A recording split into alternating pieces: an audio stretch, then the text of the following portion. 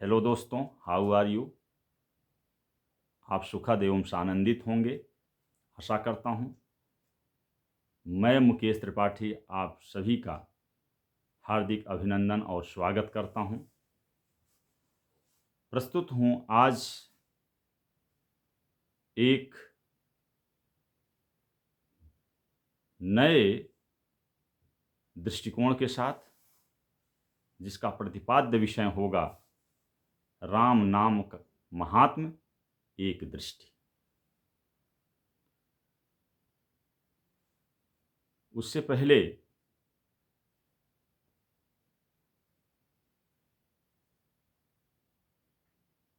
मैं गणेश जी की वंदना करना चाहता हूँ कि मुझ में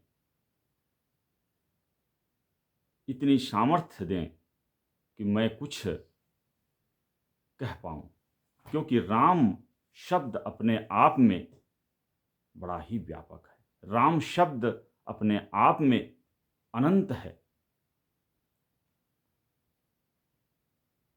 प्रणम्य शीर्षा देवं गौरीपुत्रं विनायकं भक्तावासम् अस्मरे नित्य मायुः कामार्थसिद्धये। श्वेतपद्मासना देवी श्वेतपुष्पसुशोभिता श्वेतांबरधरा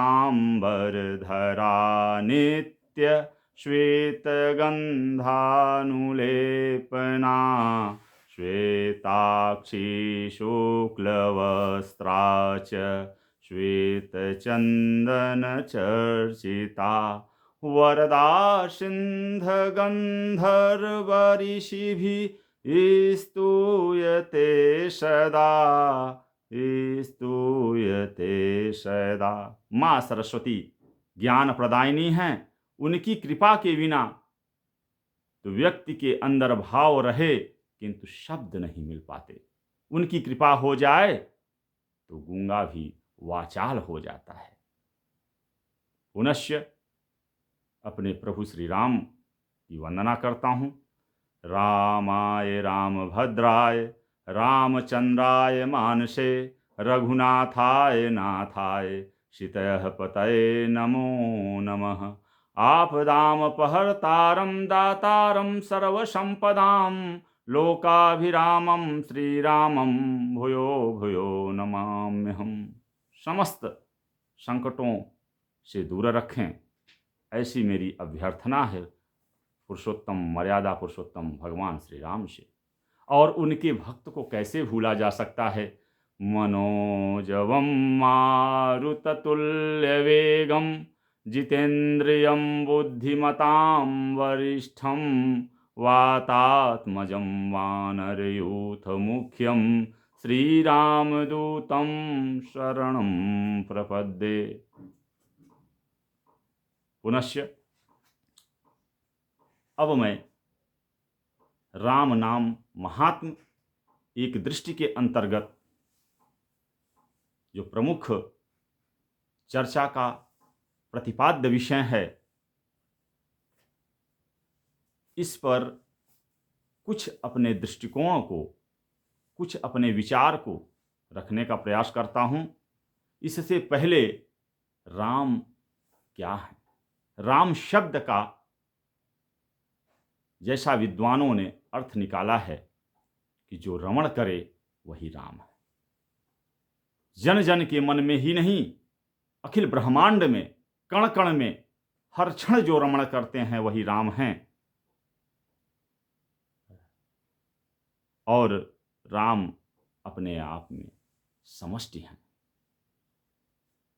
बाबा तुलसीदास लिखते हैं रामचरितमानस में कि जो बालक कह तो तरी बाता सुनहि मुदित मन पितु अरु माता। जैसे एक बालक अपने माता पिता के गोदी में बैठ के तोतली भाषा में कुछ कहना चाहता है, कहता है, और माता पिता प्रसन्न होते हैं, बड़े ही आनंद पाते हैं।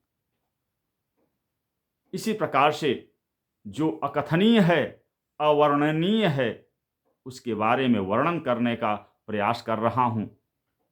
मैं भी तोतली भाषा में कहने का सामर्थ्य नहीं है, शब्दों में इतनी शक्ति नहीं है, न अभिधा न अभिलक्षणा, कोई शक्ति नहीं है, अभिव्यंजना कोई ताकत नहीं है, क्योंकि राम अनंत है। यदि आगे की चर्चा किया जाए तो बाबा तुलसीदास कहते हैं कि वर्षा ऋतु रघुपति भगति तुलसी साली सुदास राम नाम वर बरन जुग सावन भादौ मास। बाबा कहते हैं कि राम शब्द वर्षा ऋतु की तरह है। इसमें आए हुए दो शब्द जो है ना, रा और म, ये वर्षा ऋतु के दो महीनों की तरह हैं, सावन और भादों। और ये जब बरसते हैं ना तो धान रूपी भक्त जो हैं वो खिल उठते हैं, वो प्रसन्न हो जाते हैं, वो वृद्धि को प्राप्त हो जाते हैं, सुखद आनंद को प्राप्त हो जाते हैं। बाबा तुलसीदास कितना सुंदर राम शब्द की अभिकल्पना किया है। और वो लिखते हैं कि राम नाम अब बरस पड़े जो, जैसा उन्होंने लिखा कि वर्षा ऋतु रघुपति भगति तुलसी साली सुदास राम नाम बर बरन जुग सावन भादौ मास।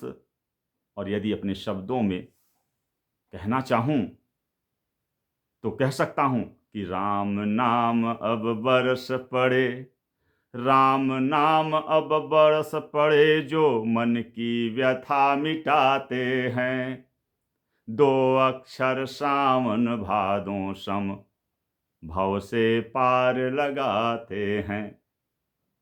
इन दो शब्दों से, क्योंकि ये दो शब्द पतवार भी हैं और नाविक भी, यही पार उतार देते हैं भव सागर के समस्त अज्ञान से, समस्त अविद्या से, समस्त दुखों से। अब प्रश्न होता है कि राम क्या ब्रह्म हैं, एकाक्षर ब्रह्म? क्या राम ब्रह्म हैं? और क्या वो साधारण मनुष्य हैं जो अयोध्या में जन्म लेते हैं, दशरथ नंदन कहलाते हैं, मां कौशल्या के पुत्र हैं? यहां बड़ा ही प्रश्न उत्पन्न होता है।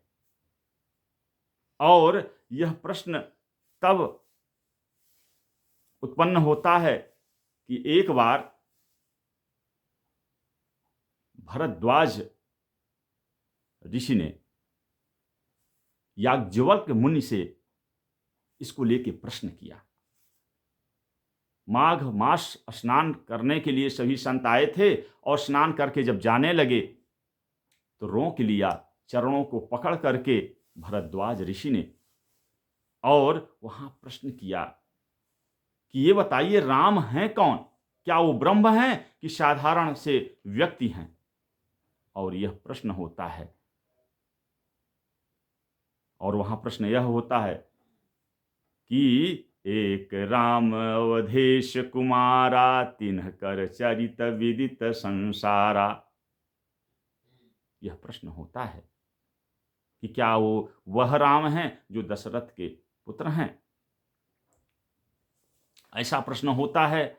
और प्रश्न तो करते हैं भरद्वाज जी, मगर वहां पे बाबा तुलसीदास जी लिखते हैं उनकी मनोदशा और कहते हैं, नाथ एक संसौ बड़ मोरे करगत वेद तत्व सबू तोरे,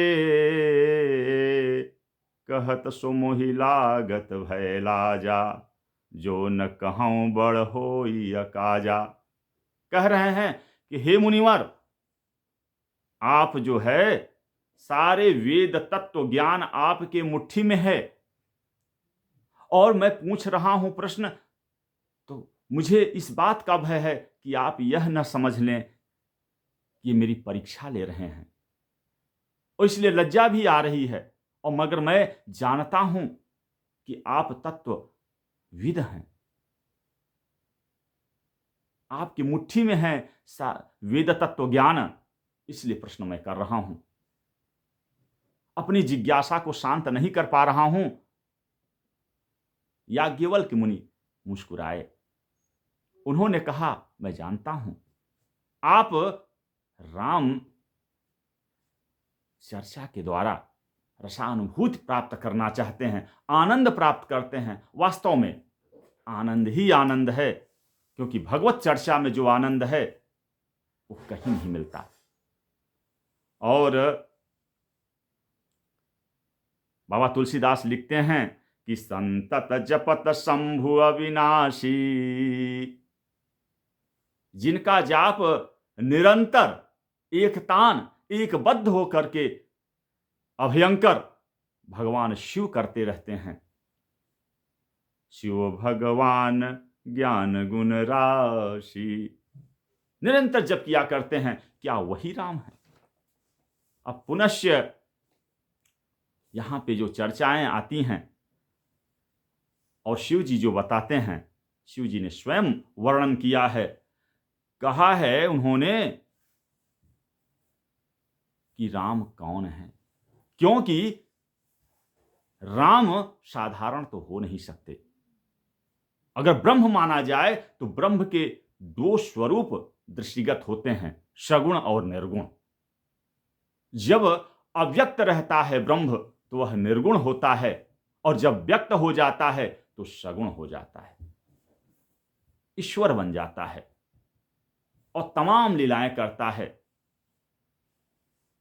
और इस सगुण और निर्गुण को लेकर के भगवान भोलेनाथ ने जो कहा है कि सगुण ही अगुण ही नहीं कछु भेदा, सगुण ही अगुण ही नहीं कछु भेदा, गावहि मुनि पुराण बुध वेदा।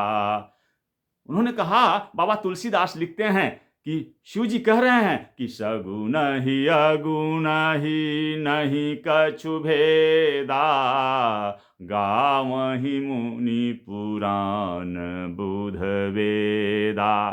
कोई विशेष भेद नहीं है, कोई भेद नहीं है। जिनकी चर्चा मुनि पुराण और पंडित वेद सभी ऐसा कहते हैं। जो निर्गुण अरूप निराकार अलख है, अज है, अजन्मा है, वही भक्तों के प्रेमवश सगुण के रूप में छलक पड़ता है, उतर पड़ता है और भक्तों की अभिलाषा को शांत करता है, तृप्त करता है, रससिक्त करता है। और इसी बात को कहा, अगुण अरूप अलख अज जोई, अगुण अरूप अलख अज जोई, भगत प्रेम बस सगुण सोई। भक्तों के प्रेम के लिए वह सगुण स्वरूप धारण कर लेता है। इतने भक्त वत्सल हैं मेरे प्रभु। ब्रह्म मेरा ऐसा भक्त वत्सल है, वह अनंत है, वह अनादि है, वह अव्यक्त है, वह अनिर्वचनीय है, वह अकथनीय है। उसको कहा नहीं जा सकता, उसके बारे में क्या कहा जा सकता है, क्योंकि बुद्धि की कोटियां उस पर अध्यारोपित नहीं हो सकती। यह सिर्फ सांसारिक जागतिक बुद्धि की कोटियां जगत के स्तर तक सीमित हैं। इनकी शक्तियां, इनकी क्षमताएं सिर्फ जागतिक है। परमार्थिक तत्व तक पहुंच पाना बड़ा ही मुश्किल है, असाध्य है। तो बाबा तुलसीदास लिखते हैं, जो गुण रहित सगुण सोई कैसे, जो गुण रहित सगुण सोई कैसे, जल हिम उपल बिलग नहीं जैसे। सगुण व निर्गुण में वैसे ही भेद है। बाबा तुलसी की पंक्तियों से स्पष्ट होता है। रामचरितमानस में उल्लेख हुआ है कि सगुण और निर्गुण कैसे हैं, कि जो गुण रहित सगुण सोई कैसे, जो गुणों से हीन है, गुणातीत है, वह सगुण गुण के साथ कैसे उत्पन्न हो सकता, जिसमें गुण है ही नहीं वह सगुण कैसे हो सकता है। जो जब जहां जिस चीज का अभाव है, अगर बालू से तेल निकालने की बात किया जाए, तिल से तेल निकल सकता है, क्योंकि तिल में पहले से ही अव्यक्त रूप से तेल उपस्थित है। किंतु बालू से अगर तेल निकालने की बात किया जाए, पत्थर से तेल निकालने की बात किया जाए, रेती से तेल निकालने की बात किया जाए, तो तेल निकलना संभव नहीं है, क्योंकि वहां अभाव है, पूर्णतः अभाव है। अगर निर्गुण ब्रह्म सगुण में कैसे रूपांतरित हो सकता है, तो वहां बताया गया है, और बड़ा ही ध्यान देने योग्य बात है कि जो गुण रहित सगुण सोई कैसे, जल हिम उपल बिलग नहीं जैसे। जैसे जल और ओला, बड़ा सुंदर उदाहरण दिया गया है। जल और ओले में सिर्फ नाम भेद है, जल से ही ओला बना हुआ है, ओले में भी जल है और जल में भी जल है, दोनों में नाम भेद है, तात्विक भेद नहीं है। जैसे बर्फ और पानी, बर्फ जम गया है, पानी का जमना ही बर्फ है, और उसका नाम पड़ गया बर्फ, बर्फ का गोला। बर्फ का गोला जल में तैर रहा है, बर्फ में भी जल, जल में भी जल।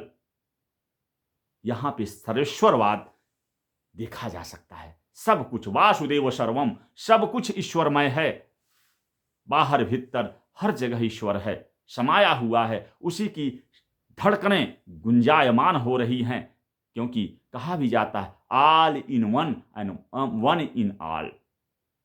सर्वेश्वरवाद, यहां पे जो भनक मिलती है, धमक मिलती है, वह है सर्वेश्वरवाद की।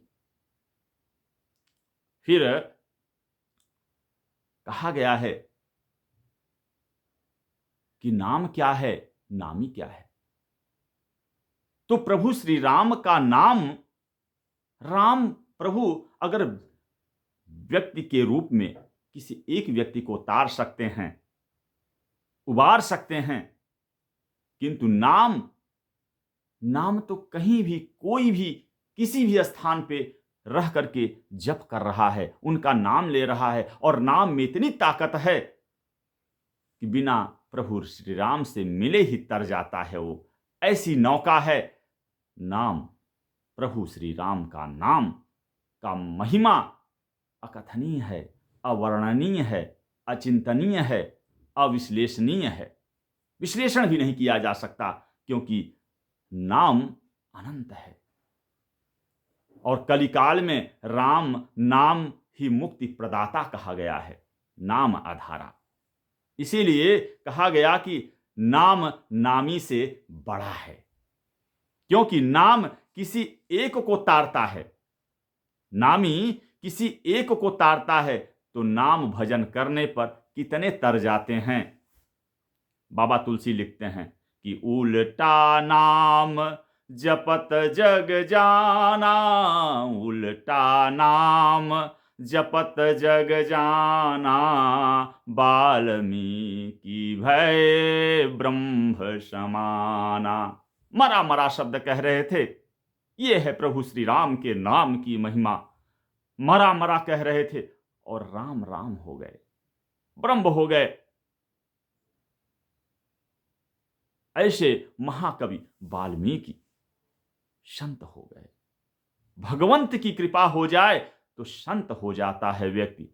और संत के विषय में कहा गया है कि संत हृदय नवनीत समाना, कहत कविन पर कहत न जान। संत का हृदय मक्खन की तरह होता है, कोमल होता है। वह मां के रूप में भी उपस्थित हो जाते हैं सहायता के लिए लोगों के, वो पिता के रूप में भी उपस्थित हो जाते हैं, वो बहन के रूप में भी दुख सुख में भागीदार हो जाते हैं।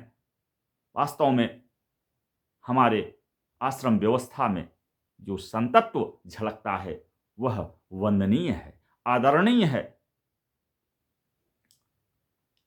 और प्रभु श्री राम के नाम की महिमा देखिए कि भाव कुभाव अलख आलस हूँ, भाव कुभाव अलख आलस हूँ, नाम जपत मंगल दिसि दस हूँ।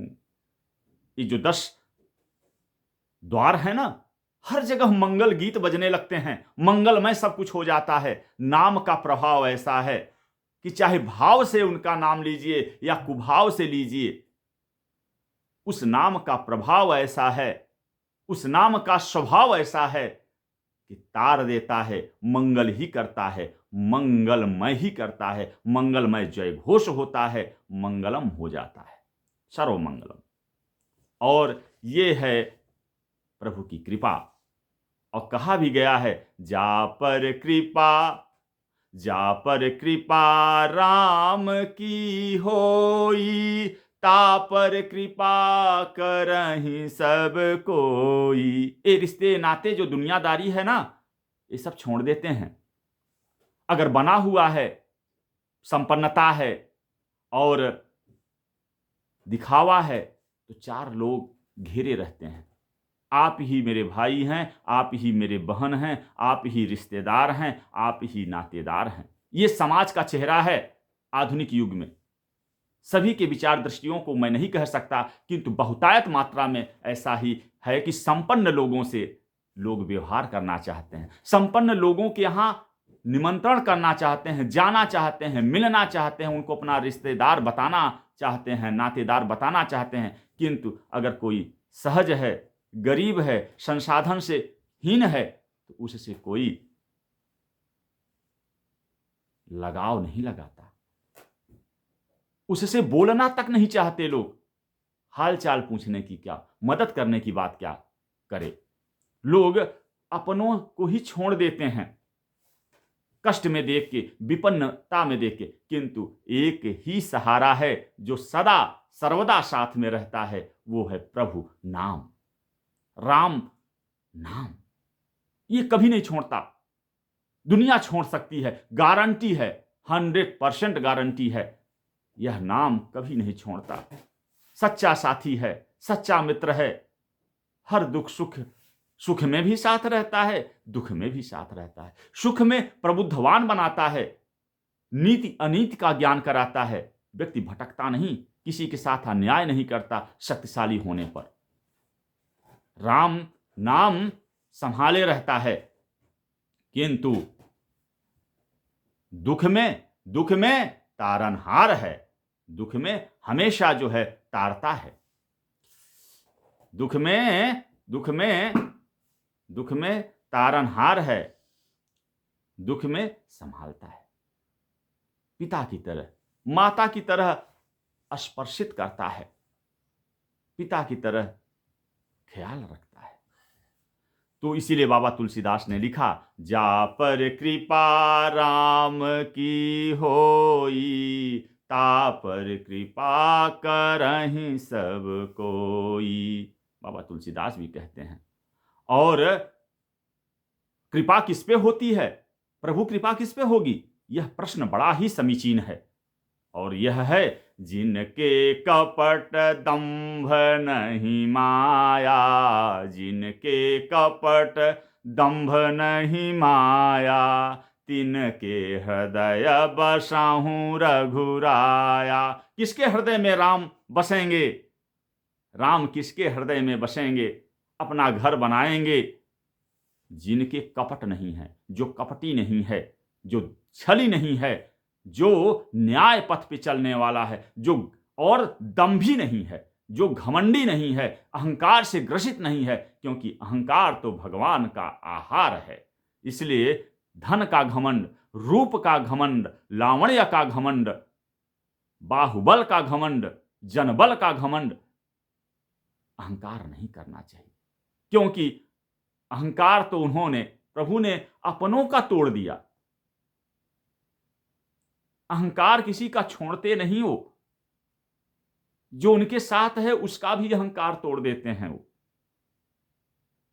इसलिए अगर उनके करीब जाना है, उनको करीब, वो खुद आते हैं दौड़े, ऐसे भक्त वत्सल हैं, खुद दौड़े चले आते हैं। तमाम दृष्टांत हैं, मेरे भी जीवन में ऐसा दृष्टांत है, जब कुछ सब कुछ कोई सहारा नहीं हुआ, बीच रास्ते पे पड़ा हुआ था, अपने परिवार के साथ यह शब्द तैरता हुआ आया और उड़ा के ले गया अपने आराध्य देव शिव के पास।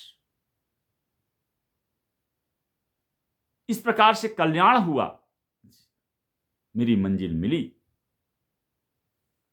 दुख कटा, रात की रजनी निकल गई। और याद रखिए, आशा अच्छी चीज होती है, मगर कभी कभी माया जाल में फंसे रहना वह निराशा का कारण हो जाता है। क्योंकि एक श्लोक है, मुझे याद आ रहा है कि रातिर्गमिष्यति भविष्यति सुप्रभातम भास्वानुदेश्यति हसिष्यति पंकजाली इत्थम विचिन्तयते कोशगते दुरेफे हाँ हंत हंत नलनी गज उज्जहार। रात बीत जाएगी। एक भंवरा रस ले रहा था कमल कोश का, कमल की पंखुड़ियों में बैठा हुआ, इतना मग्न हो गया उसको पता भी नहीं चला कब रात शाम हो गई, रात आ गई और कमल कोश बंद हो गया। और वहां बंद होते होते हुए तब उसको चेतना आई, अरे ये तो महफिल बुझ गई। उसी प्रकार का मानव जीवन है, इस दुनियादारी में इतना, रिश्ते नातों में इतना उलझा हुआ है कि प्रभु का ध्यान ही नहीं कर पाता और कब जीवन निकल जाता है।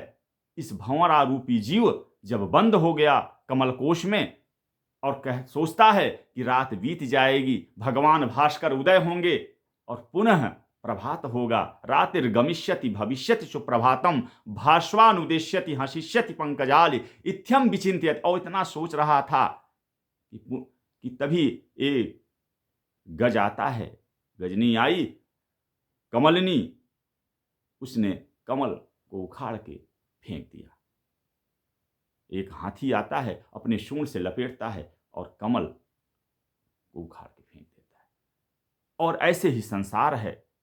इसलिए हर क्षण कण कण में समाये हुए भगवान श्री राम, रमण करते हुए भगवान श्री राम का हर क्षण नाम स्तमन करना ही चाहिए, वंदन करना ही चाहिए। और इसीलिए बाबा तुलसी दास यहां लिखते हैं कि जिनके कपट दंभ नहीं माया, तिनके हृदय बसहु रघुराया। रघुराई उन्हीं के हृदय में बसते हैं। और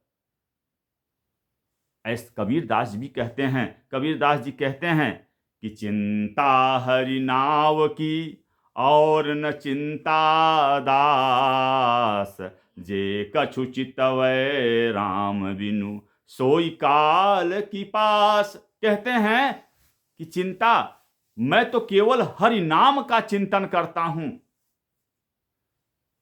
और किसी वस्तु का चिंता नहीं करता। क्योंकि अगर अन्य किसी वस्तु का, जो कछु चितवै राम बिनु, राम के अलावा यदि कुछ भी हम चिंता कर रहे हैं, किसी के बारे में सोच रहे हैं, तो वह उतने ही हम खतरे की ओर जा रहे हैं, काल कवलित कर देगा, काल की ओर जा रहे हैं, समाप्त की ओर जा रहे हैं। ये बाबा कबीर का कहना है। इसलिए राम का नाम बड़ा ही प्यारा है, क्योंकि कहा भी गया है, भर्जनम भव बीजानाम अर्जनम सुख संपदाम तर्जनम यम दूतानाम राम रामेति गर्जनम राम रामेति गर्जनम। यमदूत भाग जाते हैं इस नाम से, मृत्यु भाग जाती है इस नाम से। सुख संपत्तियों को अर्जित करने वाला, प्रदान करने वाला प्रदाता है राम नाम। यमदूतों को भगाने वाला है राम नाम। बस राम के नाम का गर्जन कर लेना चाहिए, सारे विपत्तियां भाग जाती हैं, सुख संपत्तियां आ जाती हैं। और क्योंकि राम का जो चरित्र है आदर्शमय है। वो हर रिश्ते को जानते हैं, गुरु का सम्मान करना जानते हैं, गुरु के आदेश से धनुष भंग करते हैं। और जब लक्ष्मण जी को शक होता है, संदेह होता है, जैसा कि दुनिया में मानवीय स्वभाव होता है, और भरत खोजते हुए आते हैं सपरिवार चित्रकूट में, तो जब लक्ष्मण संदेह प्रकट करते हैं तो देखिए, और भरत एक ऐसा भाई जिसके बारे में राम ने कहा, क्या कहा? भरतु हंस रविवंश तड़ागा, भरतु हंस रविवंश तड़ागा, जनमी कीन्ह गुण दोष विभागा। ये प्रभु कहते हैं, और इतना गुण और शील का वर्णन करते हैं मर्यादा पुरुषोत्तम प्रभु श्री राम। कहते हैं, कहत भरत गुणशील शुभाऊ, प्रेम पयोधि मंगन रघुराऊ। रघुराऊ जो है मंगन हो जाते हैं और कहते हैं भरत जैसा भाई होना बड़ा ही मुश्किल है, मेरे भरत जैसा कौन हो सकता है। बड़ा ही अद्भुत आनंद है। जितना चर्चा किया जाए राम नाम की, समय का पता ही नहीं चलेगा, और डूब जाता है भक्त अपने भगवान की भक्ति में। भक्ति तभी पैदा होती है क्योंकि राम शब्द दृष्टि से लेकर समझ तक छाया हुआ है। राम के बारे में जितना चिंतन किया जाए, यह शब्द के बारे में जितना चिंतन किया जाए, पूरा व्यक्तित्व समाता चला जाता है, और व्यक्तित्व अति भाव से विभोर हो जाता है, आनंद में भाव विभोर हो जाता है, क्योंकि वो सच्चिदानंद हैं, सतचित आनंद से भरे हुए हैं। सत भी हैं, जो सत है वही चित है, चैतन्यमय है वही आनंद, जहां चित है वही आनंद है, इसलिए सच्चिदानंद है। आज मैंने चर्चा किया और बुद्धि की क्षमताओं के अनुसार हमने चर्चा किया, क्योंकि भक्ति के सामने तर्क नहीं चलता। भक्ति वहां पहुंचा देती है जहां तर्क नहीं पहुंचा सकते। तर्क जब हार जाता है, जब कोई विपत्ति आती है ना, तो वहां सारे तर्क हार जाते हैं, बुद्धि हार जाती है। बुद्धि को जब कुछ नहीं सुझाई देता, तब भक्ति वत्सलता पैदा हो जाती है, तब भक्ति भाव पैदा हो जाता है, तब अश्रु की दो बूंदें ही संपूर्ण अस्तित्व को गला देती हैं, अहंकार को भिगो देती हैं, और वहां पे राम नाम का प्राकट्य हो जाता है। थैंक यू, धन्यवाद। यह बड़ा संवेदनशील विषय है, इसलिए प्रार्थी क्षमार्थी है, किंतु जो भी मेरे बुद्धि में, मेरे दृष्टि में एक सोच आई, उसको व्यक्त करने का प्रयास हुआ। आप सभी का पुनः हृदय से आभार। थैंक यू, धन्यवाद। जय हिंद।